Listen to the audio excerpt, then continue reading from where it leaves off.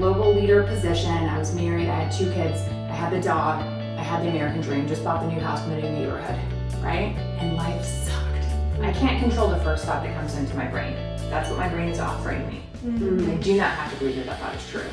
And I get to control the second thought.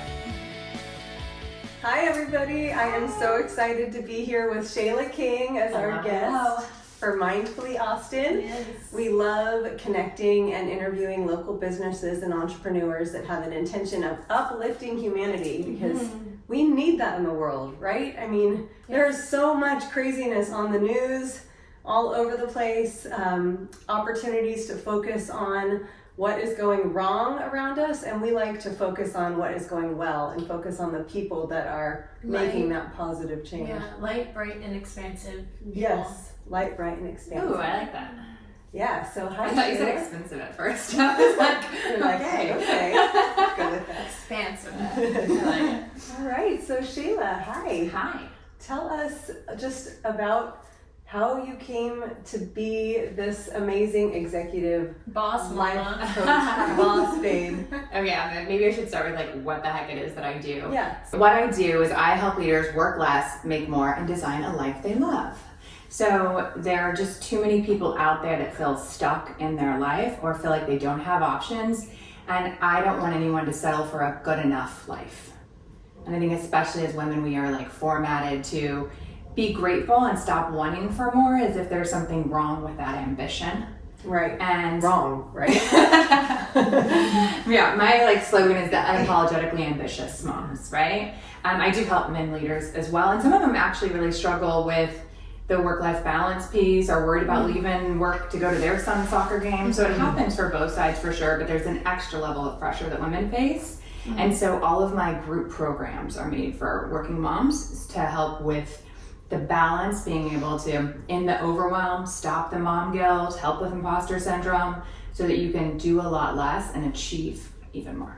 That's so great. And so in doing this, what are the ways that you do this? You were mentioning groups. Yeah, so primary way to work with me is through one-on-one executive coaching, but there are a limited number of spots for that. So now I'm doing online training and group programs. And so all of that's on our website on shaylaking.com.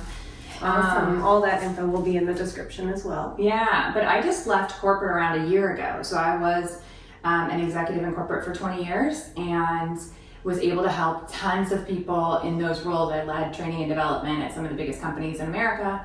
And I wanted to be able to like bring that to an even larger scale. Because at that point, I could only offer stuff to the women who worked there. And we'd have women who would go find other great jobs somewhere else and they couldn't come anymore to our group, right? And or other people are like, I don't work there, but can I join? And at that time, it was company-sponsored programs like Lean In that I was leading, and we couldn't. And so this is a way now that the amount of women that I help is unlimited. It's all about how much can I get out there and share with people how I can help. That's so great. So how did you come to do that in the executive world? Like, were you hired for that originally, or? Yeah, so I'll give you a little bit of background. So I think it really started with my dad is the American dream. So you've got to meet him at my wedding. Yeah, he was so cool. So loved him. He made me was cry. Yeah, he's the loud New Yorker that you hear before you ever see him, right? Yeah. So then you know Mike's coming. But he was, the youngest of 11, grew up in Long Island, New York. His mom would sing around the fireplace like, if we make it through the winter. Wow. Right? So that's how he grew up, and he ended up making it all the way to the top, moving to Kansas, not knowing a soul, right? And it was really through his personality and his work ethic. Like, he would outwork anyone. And he was really good at finding people smarter than him and getting people to work together on great things, right? So I wanted to be like my dad. And I didn't know that I was supposed to like lower my expectations because I was a female, right? Yeah. But even my parents, I think the biggest wish that my mom had for me is she thought I could be like an assistant manager at the local grocery store. My dad heard that, because even though he ended up making it to the top at the end of his career, he was never surrounded by people who were successful either. So we didn't know the options were available to us. So he heard that people make good money doing like air traffic control. So that's what he suggested to me. It doesn't match my personality at all, right? But that's what they thought. And so I was just like a girl from Kansas who wanted more. And so I worked my way up. I started as the youngest supervisor in MCI WorldCom's history. They found out I was 17 and still in high school. And so in what history? Oh my gosh. MCI WorldCom is a Fortune 50 Okay. company. It was literally like telemarketing though. It was sales Oh, is wow. what we were doing. So like I worked there when they started offering long distance for the first time, like unlimited long distance. Oh, wow. So I'm the one that called you and be like, hey, do you want unlimited long distance? It's $19.99 a month. And then Megan would be like, and how much per minute? So you may be too young to even know this, Megan. And I'd be like, no, it's unlimited. And they're like, right, but then how much per minute? Like no one would even believe you because it was a new product, right? So that's when I worked there. But they didn't know I was still in high school when I got promoted because I was going to high school, it's my senior year half day, and then working there full time on second shift. And so they had to like call corporate and ask if it was okay to promote a 17-year-old or not, right? Wow. So, that's when I started loving business and leadership. And I had read something that said if you study your field for an hour a day, in 1 year you'll be in the top 10% of your company. Within 3 years you'll be in the top 10% of the industry, and within 5 years you'll be the top expert in the field. Right? Wow. And so from when I was 17, I studied leadership and business for at least an hour a day, 5 days a week since then. Right? That's So incredible. now I'm at like 20 years, so I don't know what that is, but I was just obsessed with learning and leadership. And so I went on to get a bachelor's degree in leadership and a master's in organizational development, and ended up working for a lot of great companies, including Boeing, and I was a global trainer there. And so when I was 27, I had a global leader position. I was married. I had 2 kids. I had the dog. I had the American dream. Just bought the new house in the new neighborhood, right? And I was working so hard to get there, but then I realized I had it, and life sucked. Like it was terrible, and I had everything I had ever wanted. That's so key. Let's like pause and rewind. Like, that's so key. I achieved the American dream. Yeah. And it sucked. Right? Like it was terrible. And it was terrible because I was working 24/7. I had no idea as a mom yet how to set boundaries. I had a baby and a 3-year-old, and I was exhausted and I was getting physically sick. So fast forward, and a year later, I'm now a single mom with autoimmune diseases. And I remember walking up, I had gotten a job at Koch Industries, which is the largest privately held company. And it was like the dream job. So like Boeing was the largest employer in their state, but Koch was like the epitome. If you could work there in Kansas, that was like it, right? So everyone was so smart and so professional. And the whole idea was it's really hard to get hired there, really easy to get fired there. But man, if you perform, like you'll get paid. So that was kind of like how people thought about it. And so I felt like I had imposter syndrome on coming from Boeing, and we were like scrappy leaders, and we got a lot of shit done, and we were fun, and it was great, but we weren't these smart, polished people, right? And I remember walking up the stairs one day into this job that I'm already overwhelmed by, and my body was so sick and inflamed that I thought each one of my legs was like 200 pounds. Oh, wow. Tears were running down my face trying to make it up the 12 steps that I had to do to get into my job. And so 2 weeks later, I wake up in the morning and my left arm is like this, completely frozen in place. I could not move it. So I call the doctor, I make an appointment to come in immediately, and I drop my kids off at daycare. And I go to the doctor, and he can't believe it either. Like he can't get it undone. He can't move it. There's like nothing is so working. Left hand in front of your heart. Completely. And this is like been over, right? So I think I'm fully paralyzed. Oh my And I had read about people with the autoimmune diseases that I have, becoming fully paralyzed, not being able to work anymore. I had just became a single mom. Like it was so freaking scary. It was like I'm in charge of supporting my kids now. Like I was the financial provider. And it was such a fearful day, and the doctor said, I don't even know, I need you to go wait in this patient room. I'm gonna do some research and I'll come right back. And my dumbass said, okay, but here's the deal. I said, here's the deal. I have a presentation that I have to do. And so I'm just gonna run up to Coke real quick and do the presentation, and I'll be back. And he's like, what are you talking about? And he goes, you will never get better if you can't stop. Mm-hmm. And I was like, I hear you, I'll be right back. And I left. I went into the presentation. I had a folder that I held up to try to hide my arm during the presentation. And then I came back to the doctor, and he wasn't even able, like they did shots and everything, still wasn't able to get it to stop, but it took like 5 days before it would relax back down, even with all of these like steroids and other shots and stuff. And he said to me when I left, like, if you keep working the way that you're working, you will literally kill yourself. And so I drove home, and those thoughts were replaying in my head, and I sat in my driveway before going inside my kids, and I was just bawling. And I promised myself I would find another way. Wow, that must have been so scary too, because you're like, but I have to work, I have to provide. And then a lot of times, like you mentioned, I mean, we do grow up thinking the only way, our role model is work. And so, and you're the only way that I saw success was add more pressure, right? Do more. That was the only thing I'd ever seen. That's the only thing I'd ever did. That's a lot of people out there. And my dad was successful because he outworked everybody. So that's how I learned to be successful. I mean, when I told you guys when I was at MCI that I was working full time. So I was still in high school, working full time. We worked on Saturdays, and my dad said, well, what the hell are you doing on Sundays? Why don't you get a part-time job? Right? And he like wasn't kidding at all. Like there was no joke behind that. And so that's what good looked like. And I mean, he was teaching me work ethic, which in some ways is such an admirable thing, right? But we take it too far. Right. And I had never seen anyone with balance. I'd never seen anyone doing what I was doing, right? So my stepmom was the most successful woman I had ever seen. And she was a director at Cessna Textron, was a pilot. I mean, it was like, oh my God, how does a woman do all this and be this successful, right? Literally the only woman that I knew in an executive position. Wow. And even when I went to work for a giant company, we had 130,000 employees. I knew 2 women that were above me in that hierarchy, right? And maybe one of them that I talked to about real stuff.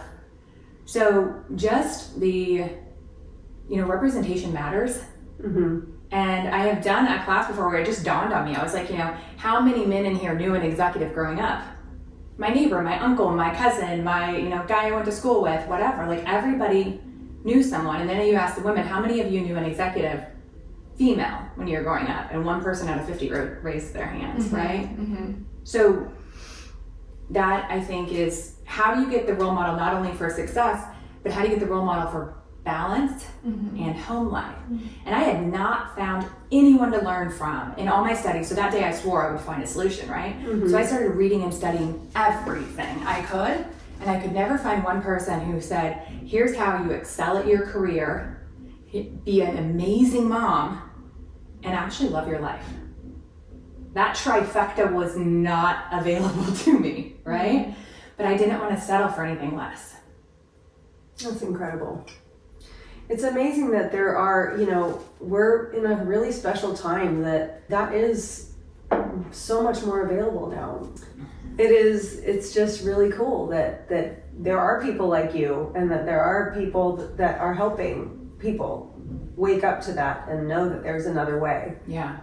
I mean, it honestly breaks my heart because on so many potential clients that I talk to, so just the idea of joy. So picture a working mom, and especially if you're a first level manager, I think that's really important to realize, is that it's harder in the middle. It's much harder when you're in the middle. And they're like, just the idea of joy, like I see these videos, they're like, it's comical. Like I could never imagine it right now. And they're like, what do I want? Like that's, when in the world would I think about what I want? I'm just trying to survive. And that breaks my heart. Wow. You literally have one life. Yeah. And women aren't even aware that it's possible. So like the way that I was thinking about it the other day is like, it feels like we're at a casino and there's like the main tables where everybody is at, and the rules keep changing and the dealers keep changing, and no woman is winning in this entire area, but everybody's lined up to get to one of those tables, right? And what they don't know is there's a door open in the corner and there's a private room, and in that room things are different.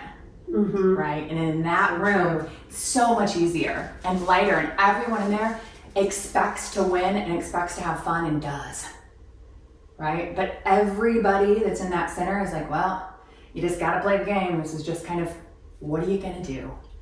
You know, it's just like if we're sitting around at a party and complaining about running the kids here and running the kids there and how busy things are, and it's that time of year, especially like just imagine like back to school or into school year, you know how crazy into school year is and holidays. And then at the end of it, we're like, but what are you gonna do?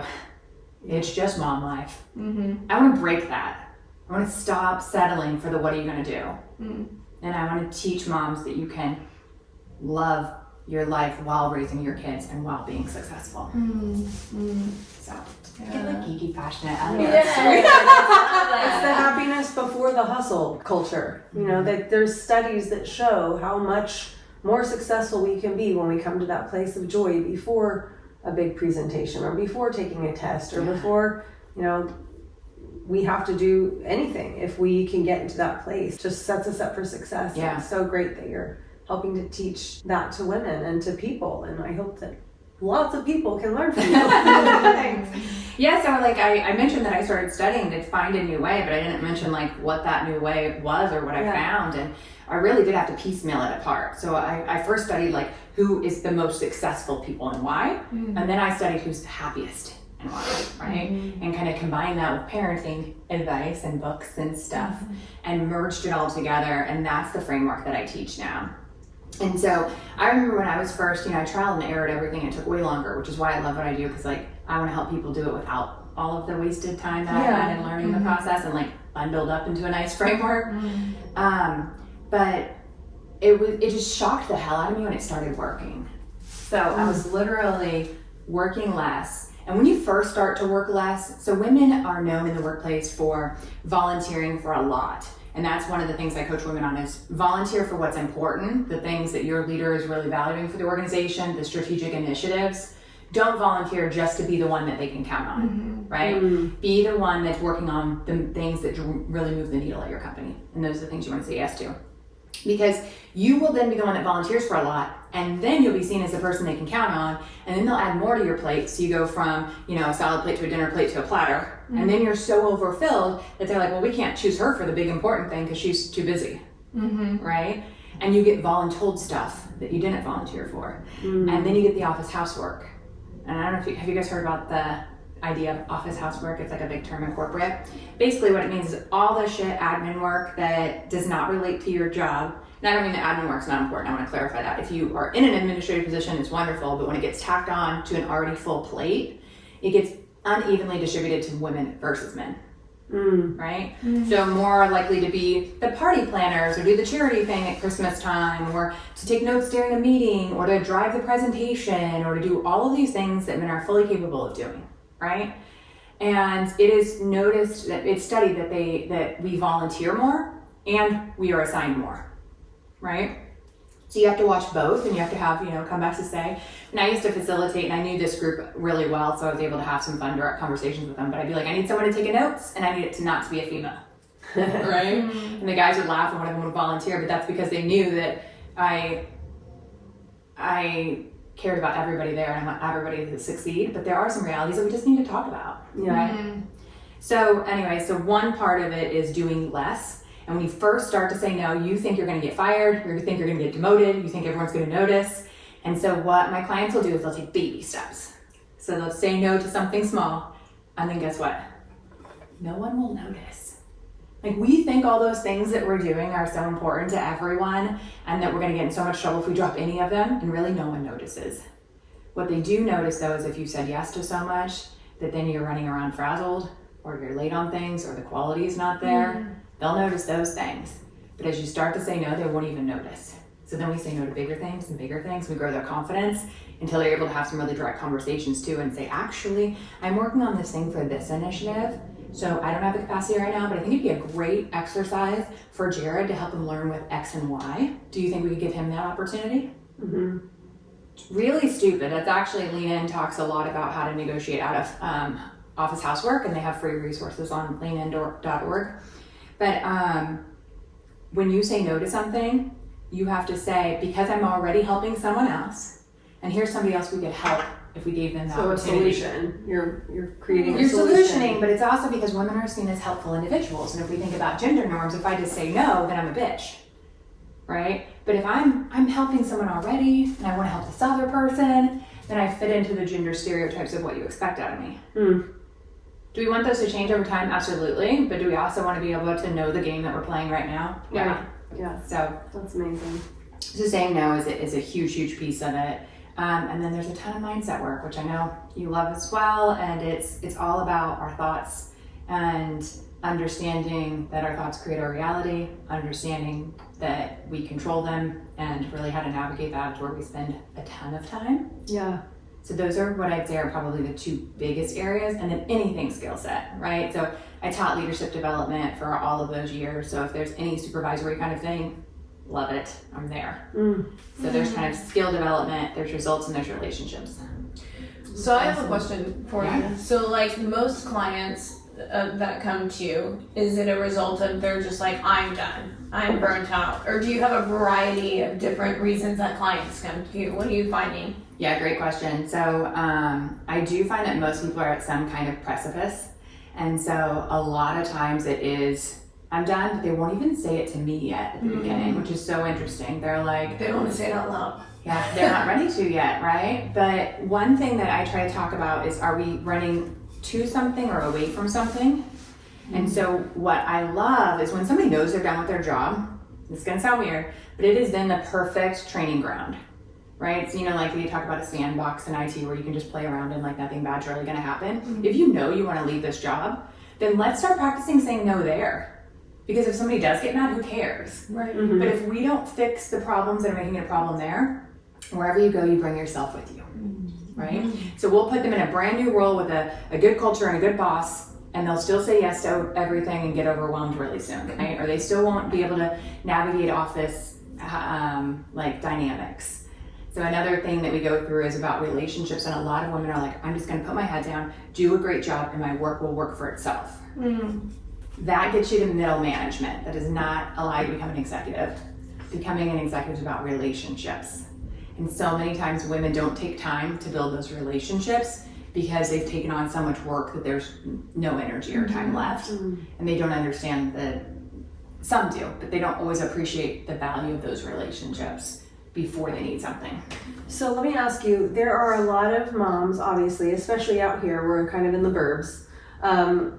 A lot of moms who have chosen to be stay-at-home moms or do kind of part-time at-home work. What if they don't want to be executives? Are you able to help them navigate their best lives with what their goals are? Yeah, great question. So you do not have to want to be an executive to work with me at all, but I do primarily work with working moms because it's like the balance between the two. But I mean, you both absolutely know stay-at-home moms that are overwhelmed, right? Oh yeah. And a lot of it's for the same reasons. We take things on because of guilt and shame and expectations that are unreasonable. And so the idea of finding yourself and what you truly want out of life and defining that's the same regardless, right? And that's always our first step as we do this evolved life planning process, where you define what is extraordinary for you. And what's extraordinary for you should look very different than what it looks like for me, right? And so that's always our first step. And then we talk about who do we need to be to have that kind of life and how will we show up, right? Because that can help guide our decisions and our behaviors on a daily basis. And then what thoughts are getting in the way. So that process works regardless of what you want out of life. But I do primarily work with women who have careers, but not necessarily want to be executives. Awesome. So you've said so many wonderful things about how you got here and what your mission is, but do you have a definitive why? Like your main purpose for why is this important to you? Yeah, so have you had a product or tried something new, read a new book, been to a new restaurant that you're like raving about and you're like, oh my God, I have to tell all my friends? Yes, I am that person. I am the connector person. As soon as I hear that's why I do this. Because I meet people and I want everybody to know who they are. So just give me an example of like one of your favorite products or places that you've been to lately. Chick-Nick. Yeah. Okay, I have seen the signs, but I have not been in. Slightly Tell me about Chick-Nick. Chick-Nick. Shout out to Russell. Russell, I think we need a free Chick-Nick salad for this. Sponsored by Chick-Nick. Actually, wrap. I prefer It's that. really good. But if you're going gluten-free, you can have the salad. So it's this new little place that opened up next to Summer Moon Coffee in Bee Cave. So Bee Cave is a very growing and thriving community in the Lake Travis area, about 15-20 minutes to Austin proper. And it's amazing, little artist, cute, fabulous town. So Chick-Nick, they use, I think I'm going to say this right, I mean they use like organic pasture-raised chicken. And everything's like fresh, rotisserie. Okay, in my head, I thought it was like literally like rotisserie chickens to go. Well, you can. You can do that too. Okay, but they have meals. They have like in there. picnic style things. That's what the Chick-Nick, because it's chicken and picnic style. They have like little wine, and you could totally walk in there and walk out and go to a park and have a full fabulous meal. Yeah. But you can also get like their signature has like pickled onions and the fresh rotisserie chicken and like those sunflower sprouts mandarin and oranges. yeah, all this delicious stuff. Like hungry. we had it and we have been craving it ever since. Okay. And we just found out last night that they deliver, but not to our neighborhood because we're 6 miles away instead of 5 miles away. So, Not yet. Is that what I heard? we are. Not yet. I'm like, I am just on the other side of 78669. Does that mean they probably deliver to me? They definitely deliver to you. Okay, we'll try it out. Yeah, so it's really good. But okay, so my point with that is that I'll be a lesson accurate. No, my point with that is, and I've had it too, it could be, a restaurant you go to, but it could also be a book you read or a new product or oh my god, this silk pillowcase. Like it doesn't matter, but it's like when you have that thing that you're just so excited that you're like, I have to let people know about this. Mm-hmm. The Happiness Advantage, have you read that? Yes. I love that book. It's been a long by time. Sean Acor. And Breaking the Habit of Being Yourself. That one I have not. Those are my two right now. Breaking the Habit of Being Yourself. So good. Okay. I love it. All neuroscience and Love it. Okay. So go. No, perfect.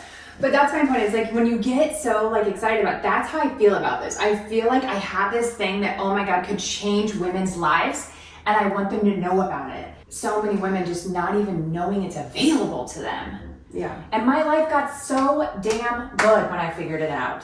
So good.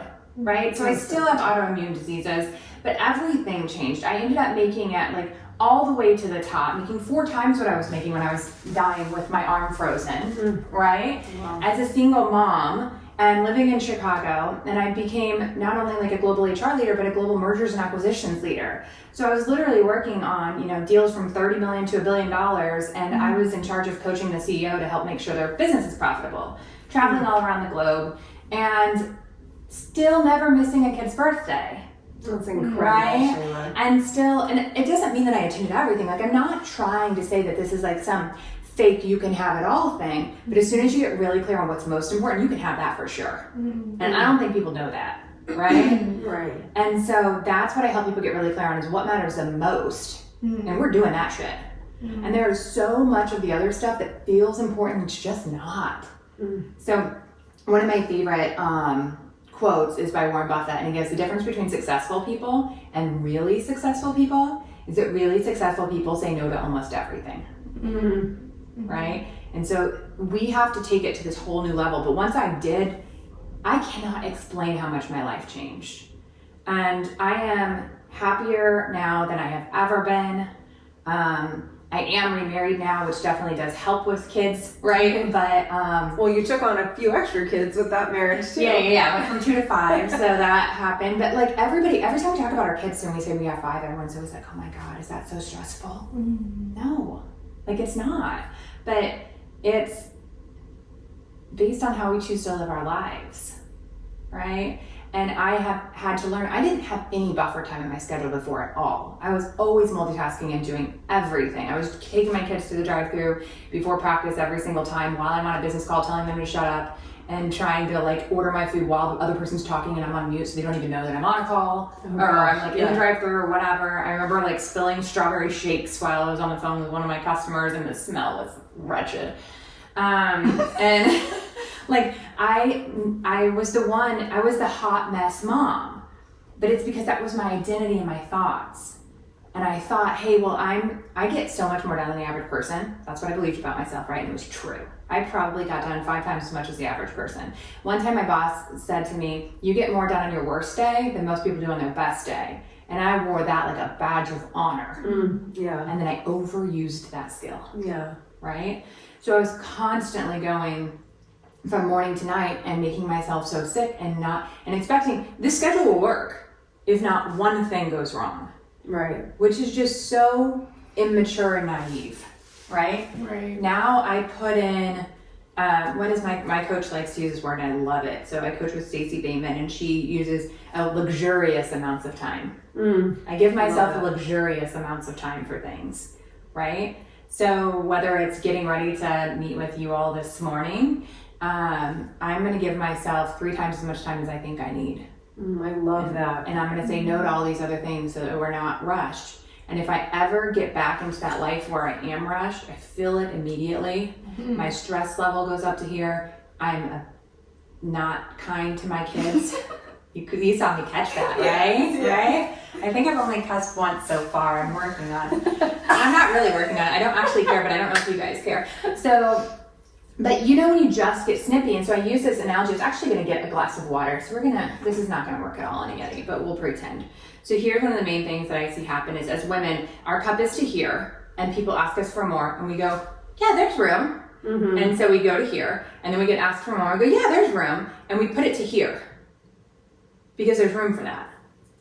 And then if something happens to us or our kids or anyone else in our life, it's like dropping an ice cube in there. Yeah. And then it spills over, right? Because we put ourselves to here.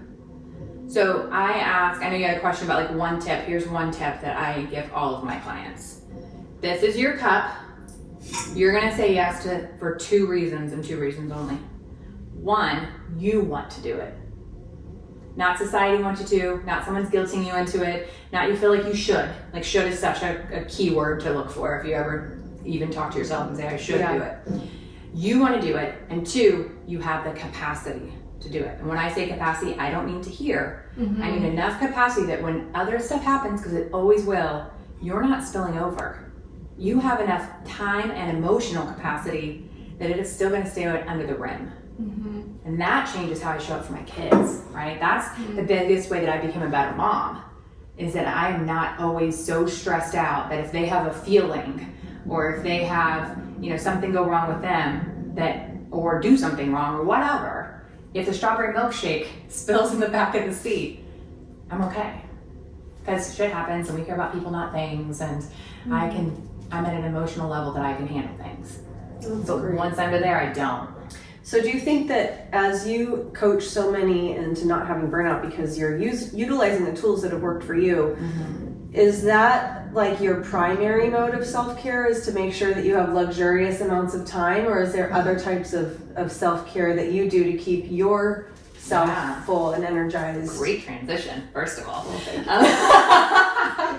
100%. I'd say that's number 1. I'd say giving myself luxurious amounts or only saying no, only saying yes rather to things that I want to do and have capacity for. That's my number 1 tip. I think you should start asking me when you see my calendar getting full. You should be like, Hannah, are you allowing luxurious amounts of time between those appointments today? Yeah, so one thing that I do is I do block time before and after. So my scheduling system allows that. And so I don't allow back-to-back appointments. And everybody's schedule will be different on how you do this, but I also always schedule the big rocks.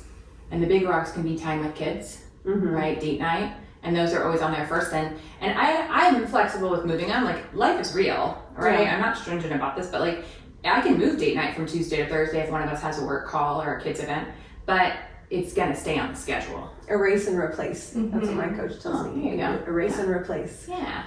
As long as you don't let it go. That's the big thing. But, so number 1 is I say no a hell of a lot more than most people. And then I'm working on doing it without guilt. I'd say I'm like 80% there, but I've got some more room. And like Brian always jokes about me having a dad card because dads don't rethink and think about things as much as women do. Sure. So I'm working on that. And then I like want to give you an example about that, but then I don't want to run long. So I'm like skipping that in my head. So that's where my head's going. And then health is huge, right? So I still have 3 autoimmune diseases. And so eating clean is really important for me. I lift weights 4 to 5 days a week. That's really important for me. I have never felt like I'm a disciplined person. And I've never felt like I like routine, or I like, what's the habits? Like, just the word habits makes me feel, like, oh my God, how boring and terrible of a life where you just are so regimented, right? Which is ironic because I was in the army. But, but I do like having, oh, see, now I'm gonna forget the word. This is a word that you would like. Instead of having habits, I have rituals. Because rituals are things that are beautiful that serve me, right? And so it feels like a good ritual for me to go to the gym in the morning. Just like some people feel like it's a ritual to meditate or have coffee or whatever. So I find those things that serve me, and then I call it whatever works for me, because Whatever Well, feels like that's expensive. exactly. Yeah. I work with my coach around that a lot too, like picking words. Like in real estate, we're supposed to lead generate, and I don't want to be in real estate if I have to lead generate. Lead generate sounds like so repetitive. It sounds like I have an agenda when I'm connecting with people, and I don't want to do that. I don't want to do this. So I call it connection time. So I literally have my day time blocked. Every day there's connection time in there. So I want to reach out and connect. That's great. That's my objective, and my motivation is connection. And if I can help people in that connection, buy or sell a house, that's great. yeah. But it's called connection time. I love that. Words matter, Yeah. right? And we have to say, literally, when I hear this, how do I feel in my body, right? Is this serving me or not serving me? And one of the biggest things we work on is realizing you don't have to think about things that don't make you happy. Right. And so, yeah, who wants to lead generate when you can connect? Yeah. I love it. I So- love rituals. That's beautiful. Yeah, doesn't it sound just better? So much better. To me, it does. Yeah. I love that. So I would add just one thing. So it is saying no, it is health, and the third thing that I do regularly is speak very kindly to myself. And that took a long time. That's key. Those are really good tips to share too. So we got a lot of great tips. We have create luxurious amounts of time for yourself. Speak kindly to yourself. Rituals. Say no. Oh, and my coach also, you'd like this. She's like, because I would overbook, and I've been working for years on really trying to reel that in. She's like, well, when you're saying yes to one thing, you're saying no to something else. Absolutely. And so make sure you're saying the right thing. And then what was the last one? We're in the Rituals. And the rituals. Yeah, I love that. So I want to segue into, because you now mentioned you were in the Army. Where were you in the Army? Germany. Wow. Okay. Yeah. So, but you never lived in Long Island. Your dad lived in Long Island. Correct. Okay, so your dad lived in Long Island. He moved to Kansas. You were raised in Kansas. Yeah. Then you joined the Army, went to Germany. Then you came back and worked in Kansas, and then you moved to Chicago. Yep. Because you got hired to work in a big company there. Yeah. Okay.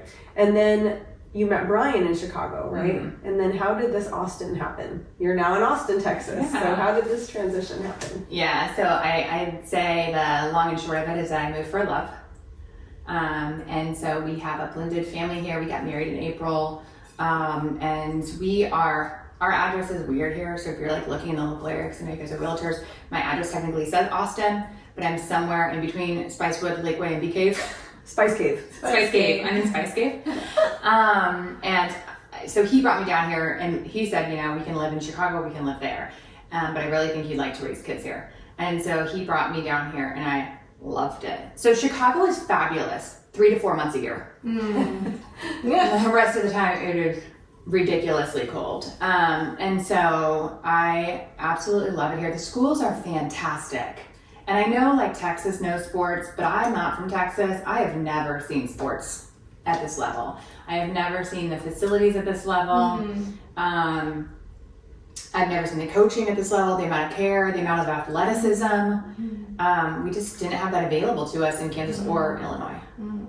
That's incredible. Vote yes on Prop A. Yeah, totally making that. Oh my God. Do you want to know what my analogy is? Because it actually relates to houses. I'm like, if you want your property value to go up, what are you going to remodel in your house? Kitchen. Kitchens and baths, right? Kitchens and baths. Kitchens and baths. Part of And I'm like, if you want your home value to go up, you invest in your schools, right? So we are absolutely voting yes. And I don't ever speak about politics, but I'll speak about schools. And we moved here for these amazing schools, and we're not going to have a new high school that doesn't have facilities. Yeah. And I have kids missing. Yeah, I have kids in all the sports right now, and I will tell you that it is such a crazy puzzle that they put together every single week on who's going to be on what fields at what times, and our schedule changes every single week for football and rugby and cheer. And it is, I mean, they are already, the coaches and staff are doing a fabulous job at navigating how many kids are in sports at Lake Travis. And so to imagine a whole nother school with 2,000 other students and however many student athletes being bused 30 minutes back and forth and then telling one team you don't get to practice this week. Like, it's just ridiculous, right? Yeah. That's what people are missing, but we don't need to segue into that. But it was a perfect thing to say right now at this time. I know a lot of people are very heated about that. And so, yeah. So you came here for the kids. I wish, we had, this should be a whole other one. Megan's like, please don't start a whole other one. But wouldn't it be so fun to hear the love stories of everybody? Because I know it's a great story. I just want to do interviews where we interview couples. And we'll add that to my list of things to do that I might not say yes to right now. Yeah, we call it the parking lot. We'll put in the parking lot because we love great ideas. So you'll always have more good ideas than the capacity to execute. Yes. That is I'm very a thing familiar with I that. have to live by too, right? And I teach this partly because I've had to practice such restraint because it is not, none of this comes naturally to me. I get so excited about so many things, and it's always like, okay, you can do those things, just maybe not all right now. And that's exactly what part of the benefit of working with a coach is that you can share all of it, and then I can help you decide what you want. Yeah. Right. So it gives you time just to slow down and really think about what you want out of life, and then create and execute a plan to achieve it. That's awesome. I have another question. Yeah, and I think we got all of our questions, even though I didn't review them beforehand. Yeah. I'm so proud of us. Yeah. Okay, so with what you've learned over the years, how are you teaching your daughters that? I'm laughing because on the way to school, I started telling Alani a story this morning, and she's like, "You sound like you have your podcast voice on." And I think it's literally because I was going into a learning moment, and I'm like, "Here is the teachable moment." You're like, hold on, let me adjust the mic. And yeah. Well, and Brian always says too, like, not everything has to be a teachable moment, right? But it's just embedded in me. I don't think that every time I have like an epiphany, or I go through something with a client, or I go through something as a person, like I share with them things as a woman. Like the other day, we were actually out, and I introduced myself to a group of women, and they all said hi, and then I got the look that was like, "You can leave now." I was like, okay. So I walked over and I told Hannah, and I told my kids, because I want them to realize that adults feel left out too sometimes. And here's how it feels. And here's the thoughts that I had in my head and how I processed it. And so, one, you're not alone. And two, here's just a suggestion if it works for you, right? And how do you go from, oh my God, something's wrong with me, to too bad for them, they don't get to know me. Yeah. Right? Or just be neutral. You don't have to be like sarcastic back and be like, well, they're missing out, right? You could just be like, not everyone's for everyone. And everyone wants everyone to like them, but even the people who want everyone to like them don't like everybody. So it's okay. We don't have to. And so it's also just teaching them how to still be polite to other people, how to handle rejection. So any little moment that I go through too. Yeah. I love to do that. I love to share too those things. And we teach by example. And your vibe attracts your tribe. Treat people the way you want to be treated. It's like the golden rules. The expectations that you have for how you're going to be treated and what you're going to tolerate. I don't think every time I get to a new level, I understand so much deeper the idea that our thoughts create our reality. I would think I would get it, and then I really didn't get it, and then I get it even more, right? So the kind of life that I want to live is going to be dependent on the kind of life that I think I can live, that I deserve to live, that I want to live, and the thoughts that I allow my brain to have. I can't control the first thought that comes into my brain. That's what my brain is offering me. And I do not have to believe that thought is true. And I get to control the second thought. Yeah. So that's been life-changing. So great. Well, I'm really excited. We're going to do our coffee and connections with Shayla. And maybe you can walk us through a little something on that day. I think that'd be really special for everybody. Yeah, so I think what we'll do is we'll do an exercise on your future self and what I want your extraordinary life to look like. Yes, so please let us know. All the links are in the description if you'd like to be invited. We host our Coffee and Connections once a month. It's typically the fourth Friday of the month. With the holidays coming up, we're like, erasing and replacing in a few little spots. Nice. I like that. But we will definitely be doing them every month. And please subscribe to our channel so that you can hear these fabulous people. Also, we'd really love some ideas about what would make these videos a little bit more engaging. Like, I kind of want to do a day in the life with people. Oh, that'd be fun. See, here's my ideas. They get really big. I have like maybe big grand production ideas. But I'd love, like, okay, so now we've interviewed Shayla. So I would love to be on location with Shayla, watching her work with a client and getting obviously consent from a client to be really vulnerable on camera and see how these transformations take place. And while we're doing that, simultaneously you're watching us sitting here trying to do our job in real estate in a mindful way. Like, what does that look like? What does that even mean? How are we showing up for our clients? How are we changing their lives in a real estate transaction?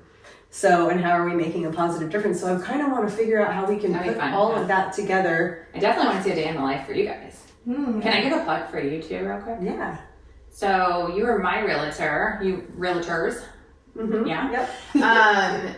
When we bought and sold our house, and one of the reasons that I was attracted to you, I know you say mindful realtor, and that means different things to different people. What it meant for me is I was going through an extremely stressful situation at the time, and what it meant to me is that you weren't going to add more stress to me with the purchase and sale of my home. Right. And every time I talk to you, you're going to be like a calm, loving source. Mm-hmm. But at the same time, and I don't know if people always know, because like when you think about calm and nice, it's almost the antithesis of like a badass negotiator. Yeah. And you were both. Mm-hmm. And that was awesome. I felt like you always had my back, which is really important to me when somebody represents me. Yeah. And that you were going to get us the best deal, and that you really were going to financially look after us. Yeah. As well as make the process nice for me. Like, Right. What more Thank could you want out That's of a good. realtor? So between the two of you, like there was never a moment that anything was dropped. Was always taken care of and knew what was going on at all times.